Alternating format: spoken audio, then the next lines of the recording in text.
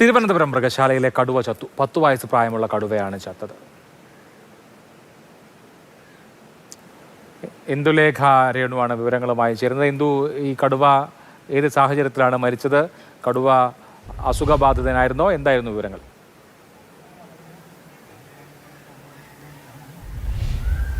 Abhilash, south Wayanad forest sub ഡിവിഷനിൽ നിന്നും rescue ചെയ്ത് 2024 തിരുവനന്തപുരത്തേക്ക് കൊണ്ടുവന്ന കടുവയാണ് ചത്തിരിക്കുന്നത്.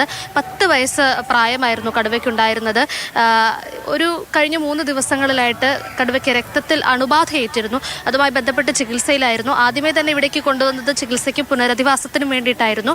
പക്ഷേ ചികിത്സയും പുനരധിവാസവും ഒക്കെ കഴിഞ്ഞിട്ട് ഇതിനെ വലിയ കൂട്ടിലേക്ക് പുറത്ത് ആളുകൾക്ക് കാണാൻ പാകത്തക്ക വിധത്തിലേക്ക് മാറ്റിയിരുന്നു. അത് ഏകദേശം 1 വർഷത്തോളമായിരുന്നു. ഈ കഴിഞ്ഞ 3 ദിവസമായിട്ടാണ് വീണ്ടും ആരോഗ്യനില മോശമാകുന്നത്.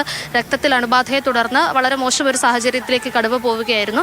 അതിനുശേഷമാണ് മരണം സംഭവിക്കുന്നത്. ഇപ്പോൾ പോസ്റ്റ്മോർട്ടം നടപടികൾ ആരംഭിച്ചിട്ടുണ്ട്. വൈകുന്നേരത്തോടു കൂടി റിപ്പോർട്ട് പുറത്തുവരും.